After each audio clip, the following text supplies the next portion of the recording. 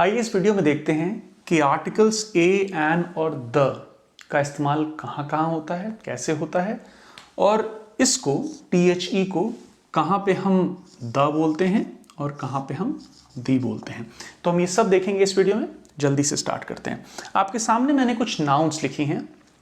इन nouns को देखिए और मुझे बताइए कि इनके सामने ए लिखूं या एन लिखूं। एप्पल आप सब जानते हैं, एन लिखा जाएगा, एक वावल साउंड है।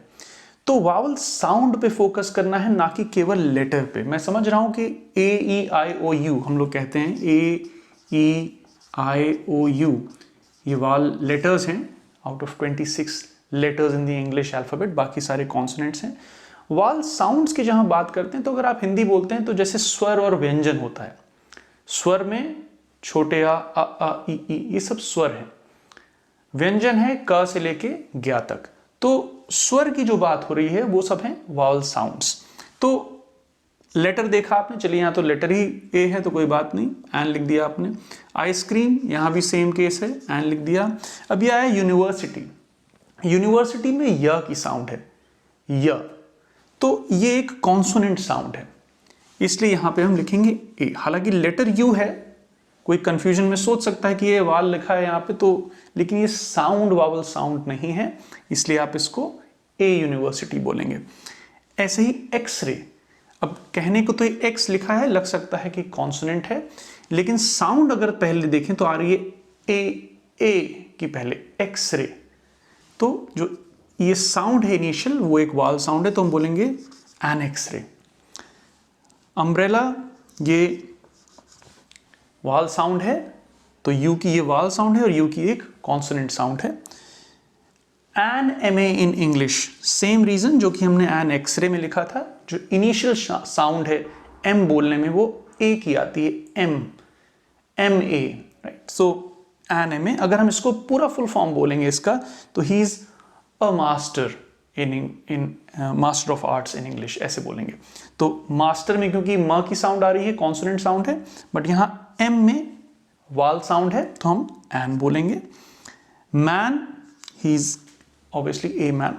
तो ये तो आपने देख लिया। तो आर्टिकल्स के लिए अक्सर स्कूल कॉलेजेस में पढ़ाया जाता है कि ये नाउन्स के पहले आते हैं।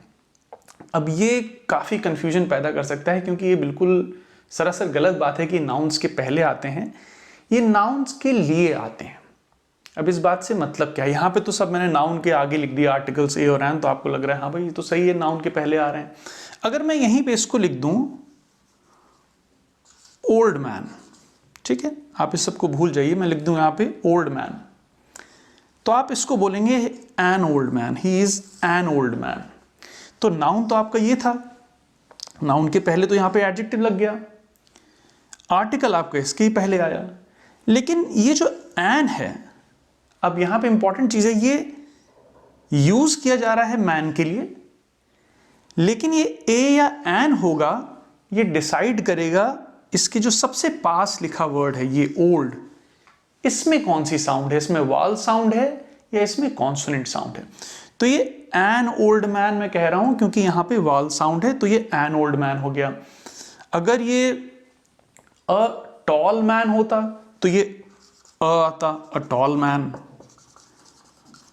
तो ये जो आर्टिकल लिखा है ये यूज तो मैन के लिए हो रहा है, ये टॉल के लिए नहीं हो रहा, ही इज अ टॉल नहीं बोल रहे हैं, ही इज अ मैन बोल रहे हैं, तो यूज तो इसके लिए हो रहा है। लेकिन ये ए या एन होगा, ये डिसाइड ये करेगा कि ये इसके सबसे पास का वर्ड कौन सा है। तो आप प्लीज ये ना सोचें कि आर्टिकल्स जो है ये नाउन के पहले लिखे जाते हैं, ऐसा बिल्कुल भी नहीं है। आर्टिकल्स नाउन्स के लिए लिखे जाते हैं। किन नाउन्स के लिए लिखे जाते हैं? नाउन्स जो कि सिंगुलर हैं, मैं ए और एन की बात कर रहा हूं अभी, ए और एन जो आर्टिकल्स हैं ये सिंगुलर के लिए लिखे जाते हैं, और ये काउंटेबल नाउन्स के लिए लिखे जाते हैं।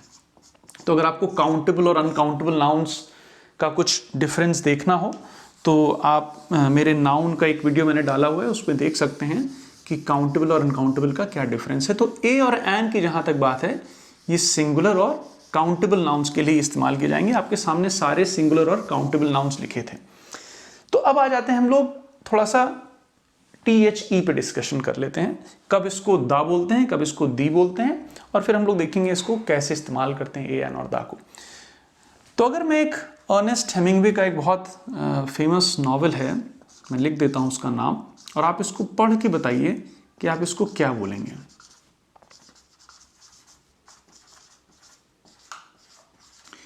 इसमें 2 जगह THE लिखा है।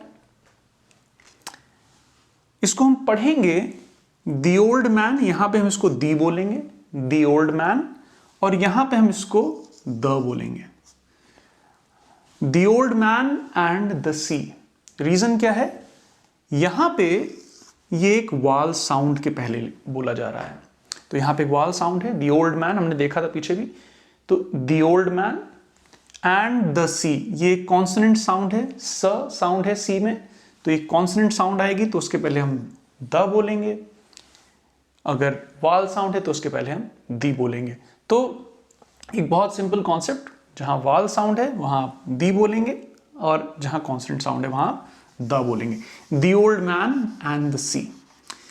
अब बात आती है कि इनको इस्तेमाल कहां कहां करें। हमने तो सब कुछ कह दिया, एन ओल्ड मैन भी कह दिया, दी ओल्ड मैन भी कह दिया, एन एप्पल भी कह सकते हैं, दी एप्पल भी कह सकते हैं, तो कहां ए या एन लगेगा और कहां दी लगेगा, इस पे बात करते हैं।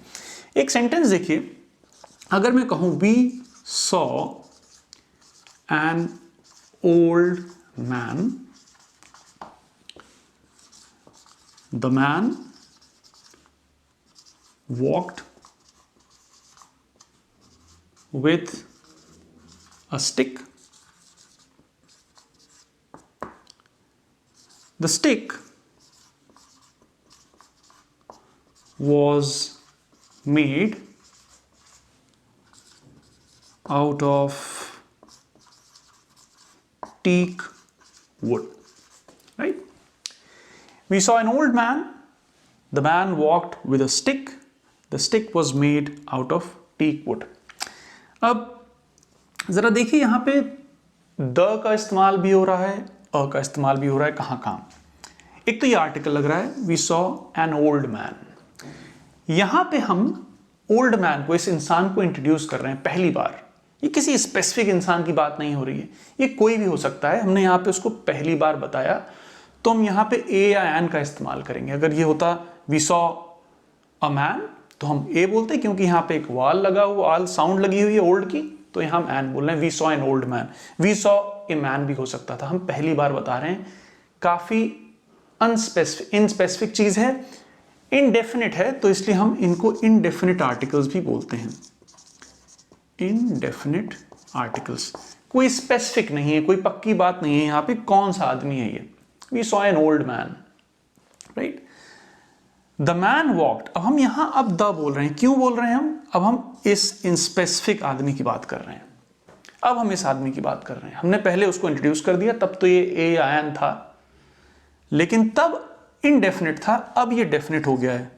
अब यहां हमें पता है किस आदमी की बात हो रही है भाई, अब ये डेफिनिट आर्टिकल लगेगा, तो ये डेफिनिट आर्टिकल की श्रेणी में आते हैं। मतलब जब हमें पता नहीं था किस आदमी की बात हो रही, तब तो ए एन चल रहा था। जब हमें पता चल गया भाई, इंट्रोड्यूस कर दिया हमने, ये आदमी है, अब हम इसके लिए डेफिनेट आर्टिकल द का इस्तेमाल करेंगे। The man walked with a stick, a stick, फिर एक आर्टिकल आया, इनडेफिनेट आर्टिकल। हम किसी भी स्टिक की बात कर रहे हैं, एक स्टिक थी उनके पास, याद रखिए ये स्टिल काउंटेबल है, सिंगुलर है, एक स्टिक थी।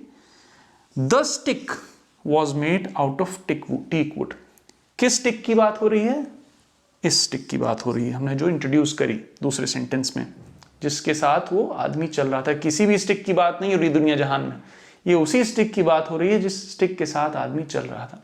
तो जब हम स्पेसिफिक चीजों की बात करते हैं, तब हम बात करेंगे डेफिनेट आर्टिकल को यूज करके।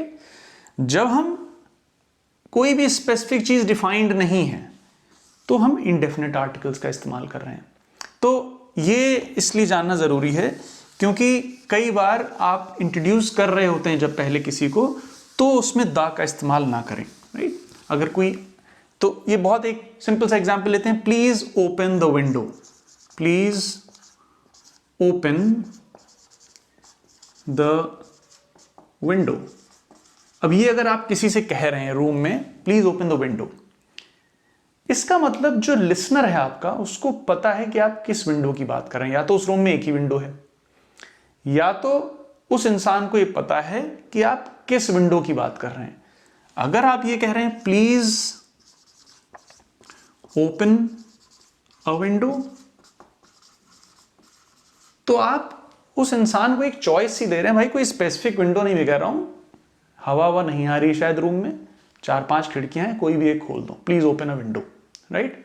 तो यहां पे हम इनडेफिनिट हैं, यहां पे हम बिल्कुल डेफिनिट हैं कि भाई किस विंडो की बात हो रही है, लिसनर को पता है।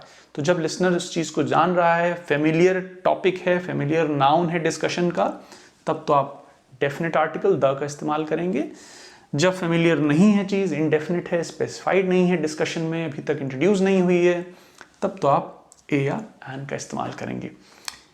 इस डिस्कशन के बाद आपका कोई कंफ्यूजन हो ए, एन और द पे, मैं ए, एन और द पे इलेबोरेट एक अलग से द पे स्पेशली, क्योंकि इसके और भी काफ़ी यूज़ हैं, हम क्यों दी यूएसए कहते हैं और क्यों दी इंडिया नहीं कहते हैं, इस पे भी हम एक पूरा वीडियो देखेंगे। बट अभी तक के इसमें डिस्कशन में आपको कुछ भी डाउट लगता हो, आपके कुछ कमेंट्स हों, मुझे प्लीज़ ज़रूर बताइए, मैं आपकी वहाँ पे मदद करने की पूरी कोशिश करूँगा। I hope this discussion helped you. Take care.